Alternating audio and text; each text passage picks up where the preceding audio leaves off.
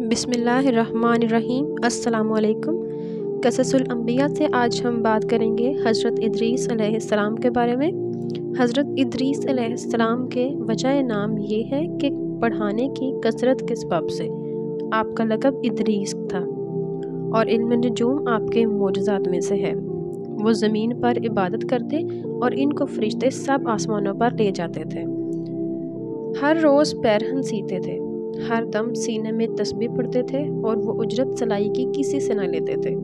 ایک روز کا ذکر ہے کہ وہ اپنے کام سے فراغت پا کر بیٹھے تھے کہ اسی وقت ملک الموت بآرزوئے تمام امر الہی سے آدمی کی صورت بن کر مہمان کے طور پر رات کو حضرت ادریس علیہ السلام کے دروازے پر آ پہنچے۔ ان حضرت صائم الدہر تھے۔ جب شام ہوتی افطار کرتے وقت کھانا آپ کا بہشت سے آتا تھا، جس قدر چاہتے کھا لیتے، باقی کھانا پھر بہشت میں چلا جاتا۔ اور اسی دن کا کھانا جب بہشت سے آیا تو حضرت ادریس علیہ السلام نے وہ کھانا اس مسافر کو پیش کر دیا۔ مسافر نے کچھ نہ کھایا، قدم پر قدم رکھ کر عبادت کرتا رہا۔ حضرت ادریس علیہ السلام یہ حال دیکھ کر بہت متعجب ہوئے کہ یہ کون شخص ہے۔ جب روز روشن ہوا، حضرت ادریس علیہ السلام نے ان سے کہا، اے مسافر، تو میرے ساتھ چل کہ خدا کی قدرت صحرا میں جا کر دیکھو۔ تب دونوں بزرگ گھر سے میدان کی طرف نکل جاتے ہیں۔ ایک گیہوں کے کھیت میں جا پہنچے۔ حضرت ملک الموت نے کہا، چلو اس کھیت سے چند خوشے گیہوں کے لے کر ہم تم کھائیں۔ حضرت ادریس نے فرمایا، عجب ہے کہ تو نے گزشتہ شب کو حلال کھانا نہ کھایا، اب حرام کھانا چاہتا ہے۔ پھر وہاں سے دونوں بزرگ ایک دوسرے باغ میں جا پہنچے۔ وہاں بھی انگور دیکھ کر حضرت اسرائیل علیہ السلام نے کھانے کا قصد کیا۔ حضرت ادریس علیہ السلام نے فرمایا، تصرف ملک غیر میں حرام ہے۔ پھر جاتے جاتے ایک بکری دیکھ کر اسرائیل علیہ السلام نے کھانے کا ارادہ کیا۔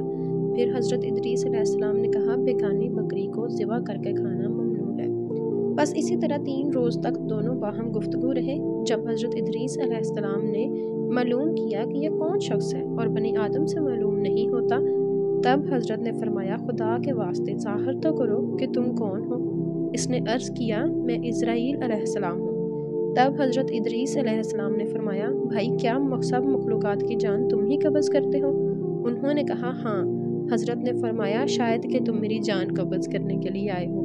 انہوں نے کہا، نہیں، میں تو آپ کے ساتھ خوش طبعی کرنے آیا ہوں۔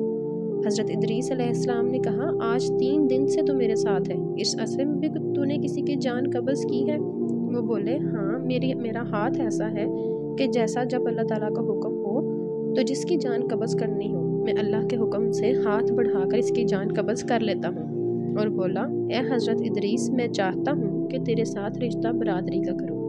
حضرت ادریس نے فرمایا، میں تیرے ساتھ رشتہ برادری کا تب کروں گا کہ تلخی جان کی تم مجھ کو ایک بار چکھا دو۔ تو ملک الموت نے کہا، بے رضائے الہی میں کسی کی جان قبض نہیں کر سکتا۔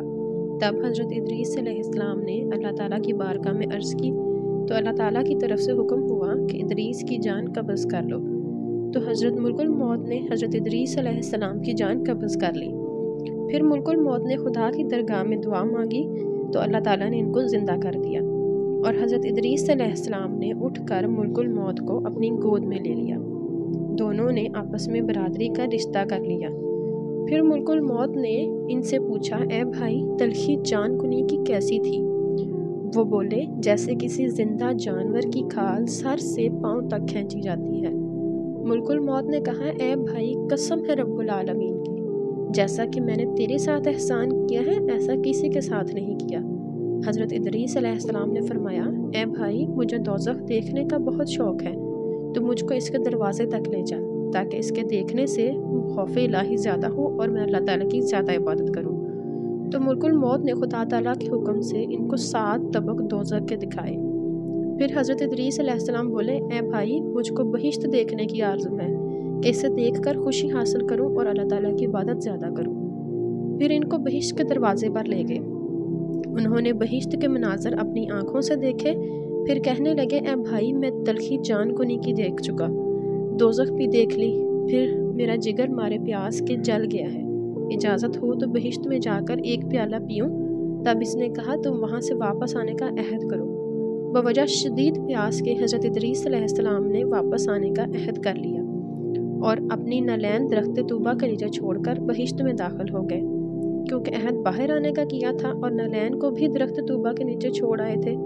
बहिश्त से बाहर निकल कर अपनी नालैन को लेकर बहिश्त में जाकर दरख्त पर जा बैठे। कुछ देर के बाद मुल्कुल मौत ने इनको आवाज़ दी कि ए भाई तखीर मत करो। इसके जवाब में हज़रत इदरीस ने फरमाया, ए मुशफिक, जब्बार आलम फरमाता है हर जी को मौत का मज़ा चखना है। अब तो मैं मज़ा जान को नहीं का चख चुका हूँ। और हक ताला फरमाता है तुम में से कोई जो नहीं पहुँचेगा इसमें, सो मैं दोज़ख भी पहुँच चुका हूँ। और यही जलील जब्बार फरमाता है ना पहुँचेगी वहाँ इनको कुछ तकलीफ़ और ना इनको वहाँ से कोई निकालेगा। यानी जो बहिश्त में गया फिर वो बाहर कभी वापस नहीं आएगा। ए भाई, अब मैं हरगिज़ बाहर नहीं आने का इरादा रखता। दरगाह बारी से आवाज़ आई, ए इज़राइल, तू हज़रत इदरीस अलैहिस्सलाम को छोड़कर चला जा। मैंने इनकी तकदीर में यही लिखा था। हज़रत इदरीस अलैहिस्सलाम मौत का मज़ा चख कर और दोज़ख भी देख कर जन्नत में जा रहे। तब इज़राइल बोले, बहिश्त हराम है अंबिया पर जब तक खातमुल अंबिया दाखिल ना हो। बहिश्त में फिर आवाज़ आई, ए इज़राइल, मैं बहिश्त को दरिएग नहीं रखता हूँ। यानी अव्वल बहिश्त में मोहम्मद सल्लल्लाहु अलैहि वसल्लम दाखिल हों, बाद सब उम्मत इनकी। और कौल दूसरा ये है कि तवाफ़ करने वाले सब तवाफ़ करते रहें बहिश्त में। और हक ताला ने फरमाया, और उठा लिया हमने इसको ऊंचे मुकाम पर। बस बहिश्त में हज़रत इदरीस तो जा रहे और इनके फर्जंद सब फ़िराक में शब व रोज़ गिरफ्तारी में थे। एक रोज़ इब्लीस लईन इनके पास आया और कहा, तुम मत रोया करो, मैं तुम्हारे बाप की सी एक सूरत मैं तुम्हें बना देता हूँ। तुम इसको शब रोज़ देखा करो और पूजो, इससे तुम्हारा सब दुख दर्द और गम जाता रहेगा और तुम सब खुश रहोगे। इब्लीस अलैहि लानतुल्लाह ने एक ऐसी सूरत बनाई कि इनकी शक्ल में और इसमें कोई फ़र्क ना था। सिर्फ इतना ही फ़र्क था कि ये सूरत बात ना करती थी और वो लोग इस सूरत को पूजा करते थे। यहाँ तक कि रफ्ता रफ्ता बुत परस्ती तमाम आलम में फैल गई। मशरिक़ से मगरब तक ये रिवाज जारी रहा। कोई आदमी अल्लाह ताला को ना जानता था, इल्म अमल इनमें मफकूद था। बाद खुदाई ताला ने हज़रत नूह अलैहिस्सलाम को इन पर पैगंबर बनाकर भेजा ताकि इनको राह हिदायत की बता दें।